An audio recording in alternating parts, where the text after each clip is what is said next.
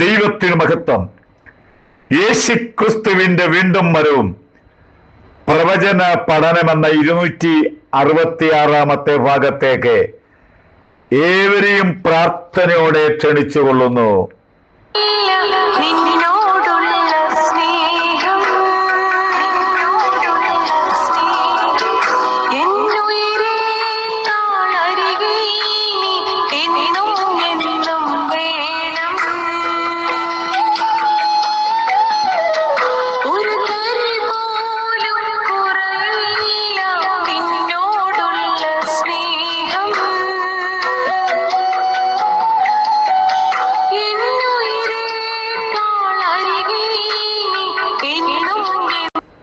രണ്ട് തിമോത്തി 3-ാം അധ്യായത്തിന്റെ 1-ാമത്തെ വാക്യം മുതൽ പറഞ്ഞിരിക്കുന്ന അന്ത്യകാല ലക്ഷണങ്ങളെ പറ്റിയാണ് നാം ഇപ്പോൾ ചിന്തിച്ചുകൊണ്ടിരിക്കുന്നത്.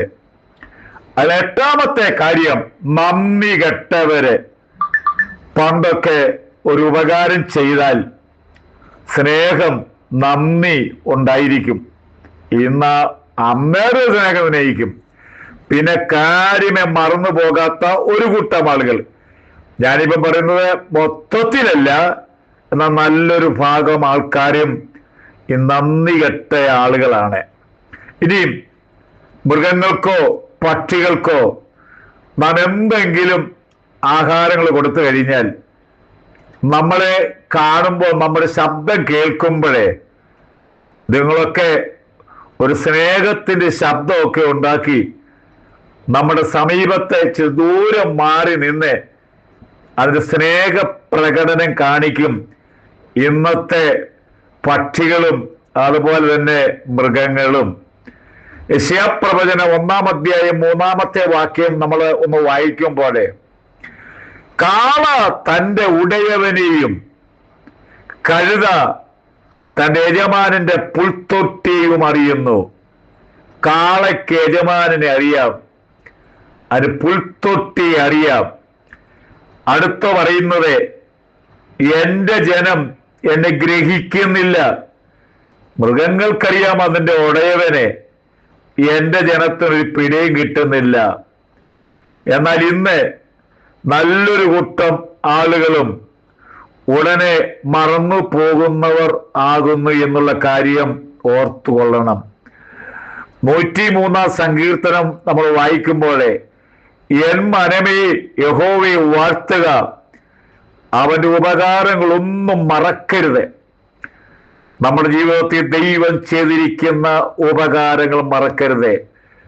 ദൈവം ചെയ്യുക എന്ന് പറഞ്ഞാൽ ദൈവം ഡയറക്റ്റ് ഒട്ടും ചെയ്യലല്ലോ. ആരുടെയെങ്കിലും മനസ്സിന് പ്രേരണ കൊടുത്ത് ചെയ്യുന്ന കാര്യമാണ്. എന്നാൽ ഉപകാരങ്ങൾക്ക് രണ്ട് കൂട്ടർക്ക് നന്ദി കൊടുക്കണം. ഒന്ന്, നമ്മുടെ കൈവശം തന്ന ആളിനെ മറക്കരുത്. രണ്ട്, ദൈവത്തെ മറക്കരുത്. എന്നാൽ ദൈവത്തിനും നന്ദിയുണ്ടോ, മനുഷ്യർക്കും നന്ദിയുണ്ടോ? ഇനി പല ആത്മീയ മണ്ഡലത്തിലെ ചില ആളുകൾ അവരുടെ സമ്പത്തൊക്കെ വിളിച്ചു പറയാറുണ്ട്, എനിക്ക് ഇന്ന നോക്കുന്നുണ്ട്. പക്ഷേ ദൈവം തന്നതാണെന്ന് പറയാൻ ഇവർക്ക് ഇച്ചിരി നാണമാ. എന്ന് പറഞ്ഞാൽ തങ്ങളേതോ വലിയ ആളുകളായി കഴിഞ്ഞു. അതുകൊണ്ട് ദൈവത്തിൻ്റെതുമല്ല, തങ്ങളുടെ കഴിവ് കൊണ്ടാണ് ഇതൊക്കെ ഉണ്ടാക്കിയെന്ന് ചിന്തിക്കുന്ന ആളുകളുണ്ട്. അവരുടെ പ്രസംഗത്തിനകത്തും സാക്ഷ്യവാചകത്തിനകത്തും ഒക്കെ അവരുടെ കഴിവുകളാണ്, അല്ല എനിക്ക് ദൈവം ചെയ്ത ഉപകാരമെന്ന് പറയുവാൻ ലജ്ജിക്കുന്ന ഒരു കൂട്ടം ആളുകളുണ്ട് ആത്മീയ മണ്ഡലത്തിലും എല്ലാ നിലയിലും. അടുത്ത 9-ാമത്തെ ഭാഗം, അശുദ്ധർ. ഇന്ന് അശുദ്ധ ജീവിതം നയിക്കുവാൻ വലിയൊരു കൂട്ടർക്ക് താല്പര്യമാണ്. അശുദ്ധിയിൽ രസിക്കുക, അശുദ്ധിയിൽ ആഹ്ലാദിക്കുക, അശുദ്ധിയിൽ അങ്ങ് മതിമറക്കുക. പല ഫേസ്ബുക്കിലും മനുഷ്യൻ കാണിക്കുന്ന വൃത്തികെട്ട ഇടപാടുകൾ എന്തെന്ന് ചിന്തിക്കാൻ പറ്റുകയില്ല. ഒരു വ്യക്തി പറഞ്ഞത്, മാന്യമായ വസ്ത്രം ധരിച്ചാൽ ഷോ കാണിച്ച വ്യൂസ് വളരെ കുറവായിരിക്കും. എന്നാൽ മറിച്ച വൃത്തികെട്ട രീതിയിൽ നാം എന്തെങ്കിലുമൊക്കെ ചെയ്തു കൂട്ടിയാൽ കെ വളരെ കിട്ടും. ഒരു കെ എന്ന് പറഞ്ഞാൽ 1000 പേര് കണ്ടെന്നാണ്. കെ ഒത്തിരി കിട്ടുമെന്ന്. കാരണം ഇന്ന് മനുഷ്യൻ ഇങ്ങനെയുള്ളതായ അശുദ്ധിയിൽ രസിക്കുവാൻ താല്പര്യമുള്ള ഒരു തലമുറ, അത് കുഞ്ഞുങ്ങൾ മുഖേന, അതെ, അശുദ്ധിയിലാണ് അവർക്ക് ഭയങ്കര സന്തോഷമാണ്. ഇതൊരു നല്ല കാര്യമല്ല എന്നൊരു കാര്യം ഓർത്തുകൊള്ളുക. പാപത്തിൽ രസിച്ച് സന്തോഷിച്ച് പാപത്തിന്റെ ചേറ്റുകുഴിയിൽ കിടക്കുന്ന ധാരാളം പേരുണ്ട്. ഇവർക്കൊരു മാറ്റം വരുത്തുവാൻ ഒറ്റ വഴിയേ ഉള്ളൂ. ദൈവത്തിന്റെ വചനത്തിലൂടെ അല്ലാതെ നന്നാകാൻ ഒരു വഴിയുമില്ല. ദൈവവചനത്തിലൂടെ മാത്രമേ അശുദ്ധനായ മനുഷ്യനെ വിശുദ്ധിയിലേക്ക് കൊണ്ടുവരുവാൻ സാധിക്കുകയുള്ളൂ. അതുകൊണ്ടാണ് 24 മണിക്കൂറും പല TV ചാനലുകളിലും, പല യൂട്യൂബ് ചാനലുകളിലും, ഫേസ്ബുക്ക് ചാനലിലും നൂറുകണക്കിന് ആയിരക്കണക്കിന് ദൈവമക്കൾ സുവിശേഷം ഇന്ന് പ്രചരിപ്പിക്കാനുള്ള കാരണം ഏതു വിധേനയും പാപത്തിന്റെ ചേറ്റുകണ്ടത്തിൽ കിടക്കുന്ന മഹാപാവിയെ രക്ഷപ്പെടുത്തണം എന്നുള്ള ആഗ്രഹത്തോടെ ചെയ്യുന്ന ഒരു ശുശ്രൂഷയാണ് എന്നും കൂടെ ഓർത്തുകൊള്ളുക. ഇനിയും 10ാമത്തെ ഭാഗത്തേക്ക് വരാം. വാത്സല്യമില്ലാത്ത തലമുറ. സ്നേഹം തൊട്ട് തേച്ചിട്ടില്ലാത്ത തലമുറ. ഒരു വാത്സല്യവുമില്ല. സ്വന്തം അപ്പനോടോ അമ്മയോടോ വാത്സല്യം കാണിക്കാതെ ജീവിക്കുന്ന ഒരു കൂട്ടം മനുഷ്യത്വം എന്ന് പറയുന്നത് അവന് ഒരു താഴ്മ ഉണ്ടായിരിക്കണം, ഒരു സ്നേഹം ഉണ്ടായിരിക്കണം, കടപ്പാടുകൾ ഉണ്ടായിരിക്കണം.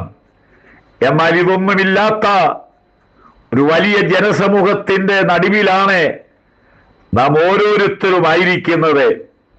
ഇത് ഞാൻ പറയുമ്പോൾ ലോകമനുഷ്യൻ മാത്രമല്ല, രണ്ടു ഭാഗത്തുമുണ്ട്.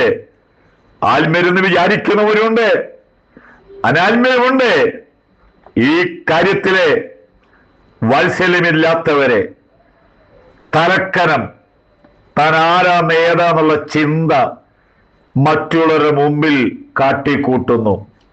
ഒരു കാര്യം, നടന്നു പോകുന്ന മനുഷ്യ ഒന്ന് കുഴഞ്ഞു വീണാൽ കഴിഞ്ഞു. ഇത്രയുള്ള കാര്യം. മനുഷ്യൻ പോകുന്ന വഴിക്ക് ഒന്ന് ബോധം കെട്ട് വീണു, എല്ലാം കഴിഞ്ഞു. തലക്കനവും കഴിഞ്ഞു, എല്ലാ അഹങ്കാരവും കഴിയും. മനുഷ്യനും മരണവുമായിട്ട് ബൈബിൾ വിളിച്ചു പറയുന്നു 4 വിരലിന്റെ അകലമുള്ളെന്ന്. പറഞ്ഞ മനുഷ്യന്റെ കൂടെ എപ്പോഴും മരണമെന്ന ആ സംഹാരദൂതൻ കൂടെയുണ്ട്. ഏതു സെക്കൻഡിലും ഏതു മനുഷ്യനെ, കൊട്ടാരമായാലും വിട്ടേ മതിയാകും. കോട്ടയ്ക്കകത്തും കയറി വരുവാൻ ആരുടെയും പെർമിഷൻ ഇല്ലാത്ത ഒരു വ്യക്തിയാണ് മരണദൂതൻ. അതുകൊണ്ട് ഇങ്ങനെയുള്ള ആളുകളൊക്കെ ഉണ്ടെങ്കിൽ ഒന്ന് മാനസാന്തരപ്പെട്ട് നല്ല നില ജീവിച്ചാൽ നിങ്ങൾക്ക് നല്ലത് എന്നുള്ള കാര്യം ഉറപ്പിച്ചുകൊള്ളുന്നു. തൽക്കാലം ഞാനിവിടെ ഇപ്പോഴത്തെ എന്റെ വചനശുശ്രൂഷ ഇവിടെ അവസാനിപ്പിക്കുന്നു. നമ്മുടെ കർത്താവിന്റെ വരവ് ഏറ്റവും അടുത്തിരിക്കുന്നു. പ്രിയമുള്ളവരെ, നമ്മൾ പോകുവാൻ തയ്യാറാകണം. ഭാരതത്തിന് വലിയ ഉണർവിന് വേണ്ടി ആയിരങ്ങൾ പ്രാർത്ഥിക്കുന്ന ലിസ്റ്റിൽ നിങ്ങളും ആ അംഗങ്ങളാകുക. വലിയ ഉണർവുണ്ടാകും. ദൈവം നമ്മളെ അനുഗ്രഹിക്കട്ടെ.